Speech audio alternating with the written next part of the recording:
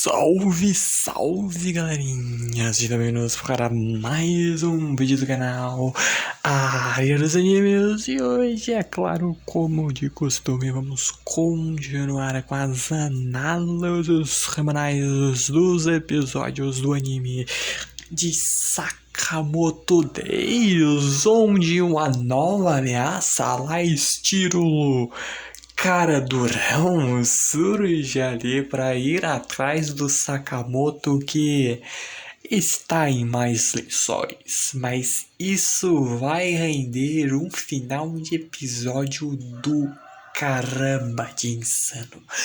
Mas a gente só vai começar a comentar sobre tudo isso muito mais apenas, é claro, depois de vocês deixarem um like e se inscreverem no canal e claro que também ativarem o sininho das notificações para receberem todos os vídeos aqui do canal.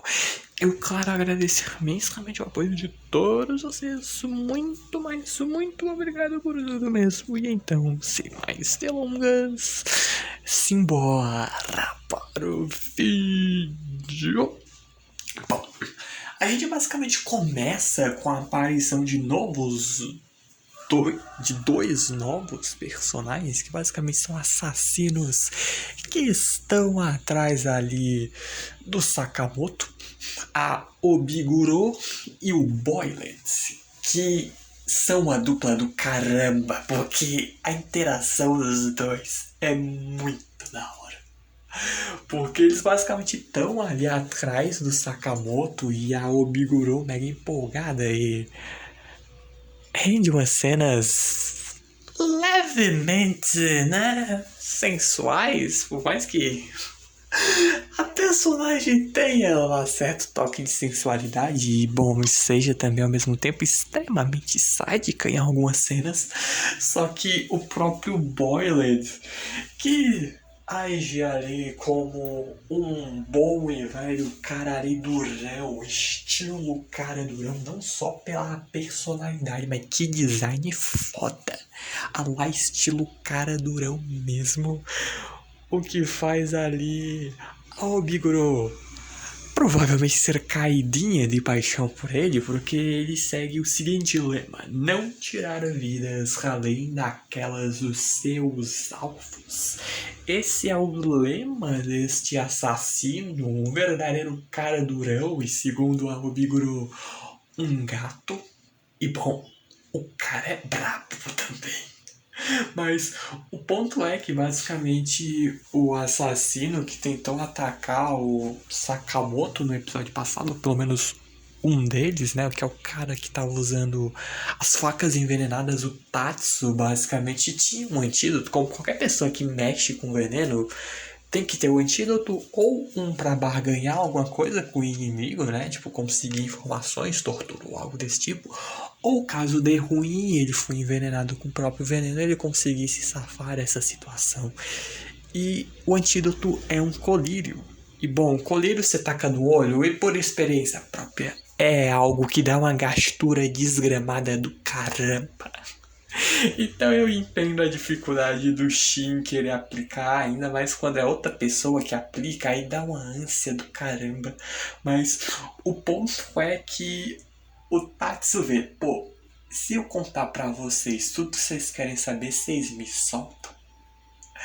E ele conta porque ele não deve nenhuma lealdade basicamente aos empregadores dele, por mais que a Lu venha, pega a faca envenenada e esfaqueia o cara e ainda ameaça que se tu não contar eu derramo todas essas gotas do colírio que servem como antídoto, mesmo que ela ainda não tenha aplicado no Shin.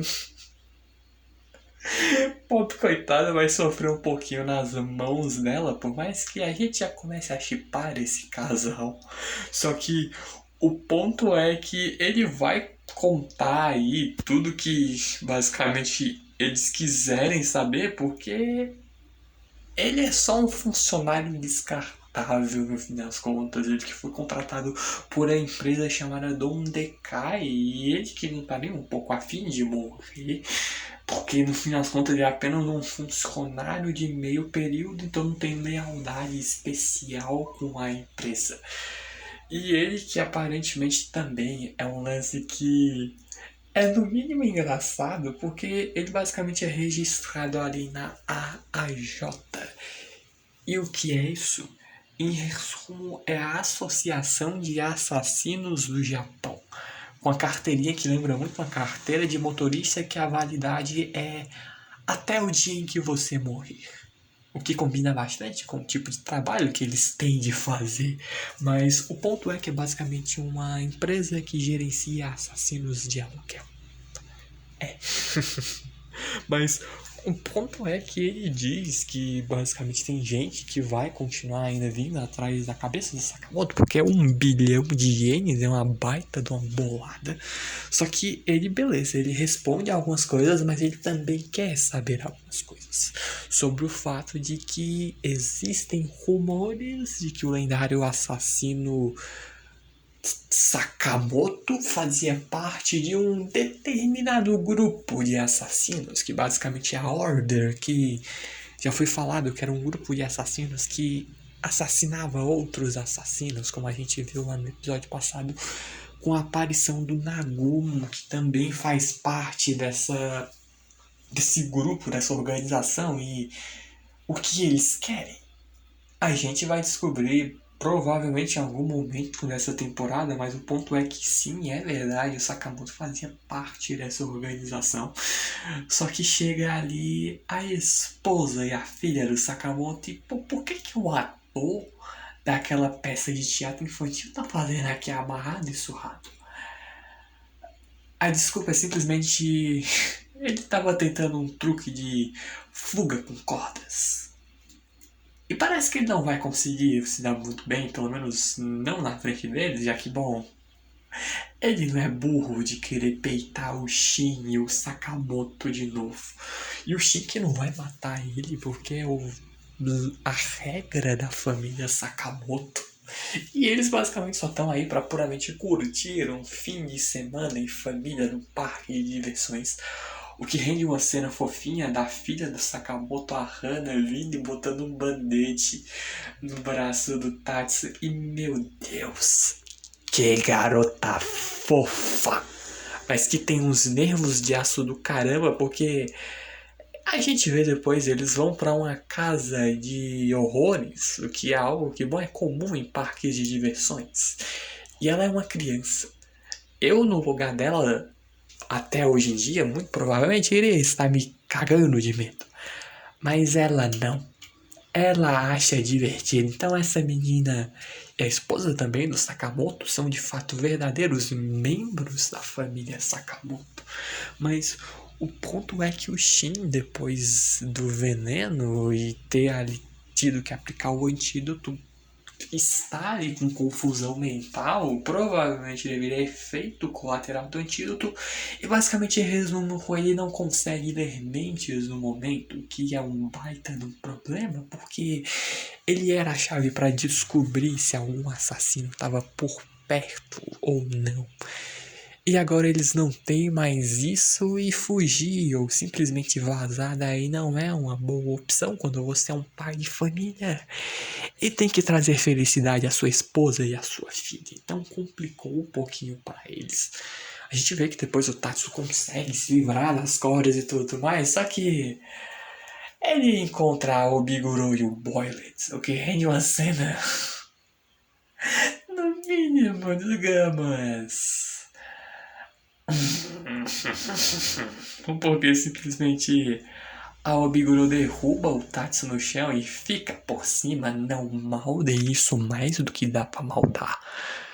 Só que ela fica em cima dele com as pernas abertas. O que rende uma cena shed demais do Boiler dizendo que a Obiguro é uma garota comportada. E garotas comportadas não abrem as pernas assim. E o foda é que ela é mega envergonhada e o próprio Tatsu sem jeito. E o Boiler dele fala isso na maior naturalidade. E ainda mete, pô, se tu faz isso eu fico sem saber pra onde olhar. Poxa, então, o cara é chat demais.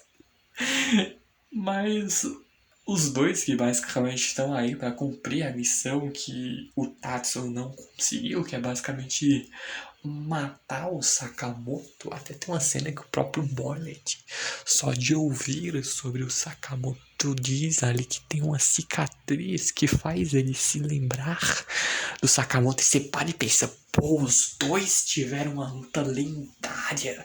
Só que o Sakamoto ganhou do Boilet, fez essa cicatriz nele e tal. Eles são rivais, basicamente, arqui-inimigos. É o que a gente e a Obiguro achamos, mas ele só tropeçou e caiu um dia desses e ganhou uma baita de uma cicatriz. Só que como raios você cai e faz uma fucking cicatriz dessas? Bom, mas por mais que esses dois passem uma vibe meio não, bem bobinha pra caramba, eles em uma das batalhas aí dos Balcãs há 2 anos atrás simplesmente mataram mais de 100 pessoas. Então eles são brabos pra caramba. Eles são simplesmente a dupla mais brutal que já passou pela Dondenkai. Só que enquanto isso, com a família Sakamoto vinha, pô, um parque de diversão, fofinho, bonitinho, um típico lugar onde nunca iria acontecer um assassinato, só que existe uma casa mal assombrada, como é digno de todo parque de diversões, e esse sim é um lugar muito propício para assassinatos acontecerem. Então, tinha umas cenas no mínimo interessantes enquanto a Luke morre de medo desse tipo de coisa e começa a tomar um bom e belo e não bebam isso, porque a gente descobre que isso daí não é um remédio, mas é um remédio para os nervos dela. Quando vem o pessoal, basicamente os assassinos atrás do Sakamoto, e bom, é uma casa dos horrores, ninguém vai suspeitar que do nada vem um cara fantasiado de zumbi com a faca na mão te atacar. É típico, é só pra te dar medo. E até vem uma dúvida de que e se sem querer na verdade não fosse um assassino e fosse um funcionário do parque e o Sakamoto sem querer descesse um cacete nos caras. Só que o ponto é que é um bando de assassinos de bem baixo escalão que chegam e o Sakamoto senta porrada em todo mundo, enquanto a família dele acha que é só um zumbi. Ainda mais quando ele simplesmente finge ter medo e acabou atacando o cara que tava tentando matar ele quando a esposa não viu. Então, o cara é brabo demais. Só que o ponto é que é tudo um bando de novato que estão mandando atrás deles e se as coisas seguirem nesse ritmo vai ser tranquilo. Só que, bom, desde que fosse só isso, estaria muito tranquilo, mas é separar pra conquistar, e vocês vão entender isso daqui a pouco. O ponto é que é separar pra conquistar e enfraquecer ali aos poucos, cansar ali os seus alvos. A gente aprendeu isso daí como, por exemplo, com o Jujutsu Kaisen, quando o Toji veio a caçada ali basicamente da Ariko e tudo mais. Mas o ponto é que o Boiler tem uma rixa e tanto com o Sakamoto e vai dar um jeito de acabar com ele no maior estilo durão. Por mais que ele tenha uma estranha mania de se exercitar quando fica estressado. Mas o ponto é que a própria Obiguro achando que, pô, eles eram só amigos que passaram a ter algum tipo de rixa. Dizer que eles são amigos é um negócio meio complicado, porque simplesmente eles se conheceram, sim, na academia de assassinos. Isto existe. Pelo menos aqui em Sakamoto 10, na vida real, talvez. Só muito, talvez, mas o ponto é que o Boilet com seus 15 anos, o Sakamoto com seus 14 anos se conheceram e a gente sabe que o Sakamoto é um cara de poucas palavras, ou quase nenhumas palavras, na verdade, e simplesmente o Boilet chegou, achou o Sakamoto interessante, um cara durão, e começou a seguir ele. Onde ele achava que os dois eram iguais, mesmo fora das missões e aulas. Sim, aulas para assassinos. Eles começaram a passar cada vez mais tempo juntos, inclusive no banho. Bom, é Japão, então é tolerável até, mas o ponto é que chega o dia dos namorados. Este fatídico dia. Bom, no Brasil nem tanto, porque é mais um feriado comercial do que outra coisa, e querendo ou não é um feriado comercial, mas o Japão tem-se uma certa mania, principalmente nas escolas, de que as garotas dão chocolate para os garotos que elas gostam. E aí depois tem o White daí, que é basicamente o contrário, é tipo meio que os garotos retribuindo os chocolates que eles ganharam e também, é claro, dando chocolate para as garotas que eles gostam. Só que o ponto é que eles são caras durões. E caras durões não querem saber de chocolate. Só que, bom, os chocolates querem saber do Sakamoto. E as garotas, principalmente, porque vem uma garota pedindo para namorar com o Sakamoto e vendo que ele tem uma arma ali que ele ama, que é uma Magnum, ela simplesmente recolheu as cápsulas de bala e usou como molde para os chocolates. Bom, é uma escola de assassinos, então esperar o quê? Só que o ponto é que o Sakamoto, ele era popular. E ser popular é pouco com as garotas. Fora o Nagumo, que simplesmente chega carregando um carrinho de mão lotado de chocolates. E isso não é um ponto. A gota d'água vem quando o próprio Nagumo vê, pô, quem é esse cara que tu tá conversando aí? Ele... nem sei. E ainda mete, pô, se vocês quiserem mais chocolate, vocês podem comer o que tá aí, tá? É tipo, ele não liga, ele não sabe nem sequer, ou pelo menos não sabia quem era um boiler até então, e não bastasse essa humilhação, ele vem e uma garota esbarra nele, pedindo pra que ele saia da frente e derruba ele de cara no chão, junto com os chocolates que o Sakamoto ganhou. Então, em outras palavras, ele não era nem um pouco durão, segundo o Boilet, que, pobre coitado, passou por poucas e boas nesta vida.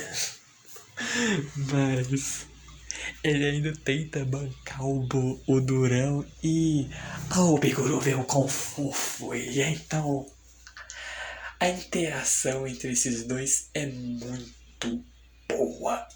Só que a gente muda ali, foi com a penca de assassinos passaram no caminho de Sakamoto e companhia e todo mundo levou uma surra. O RH realmente caprichou, como eles dizem, enquanto a Luke continua tomando o seu remedinho, o remédio de boa sorte do clã dela, que remédio uma ova, isso é birita, meus amigos, é cachaça, é o mel. E bom, vai render umas cenas a lá estilo Rock Lee, com seu estilo do punho bêbado. Sim, sim. Só que, bom, a luta bêbada e serviu como remédio, porque ela tá tão bêbada que ela não sente medo das assombrações. E, bom, na verdade, são assassinos disfarçados. E ela simplesmente não tem aquele negócio de eu rio na cara do perigo. Ela literalmente faz isso. Só que era tudo uma armadilha, porque uma penca de gente pra separar eles, o verdadeiro dividir pra conquistar. No meio de tudo isso vem Shin, Lu, a esposa e a filha do Sakamoto são mandados para um lado, enquanto o Sakamoto é parado pelo Boilet, que vem mandando ele voando pra longe.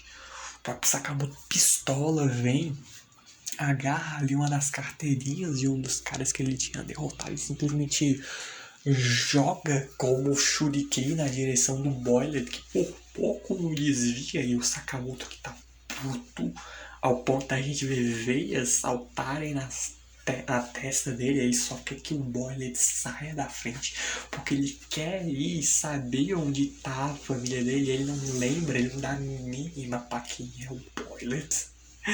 Então ele vai fazer questão de mandar o filho da mãe direto pro inferno. Enquanto o Shin, que encontra a esposa e a filha do Sakamoto, que estão bem, só estão inconscientes. Quem não tá bem é o Shin e a Lu, que vão ter que lutar contra a Obiguro e uma penca de gente. Fora o fato de que o Shin temporariamente não ler mentes e a Lu tá bêbada. Só que ela mete o estilo do punho bêbado.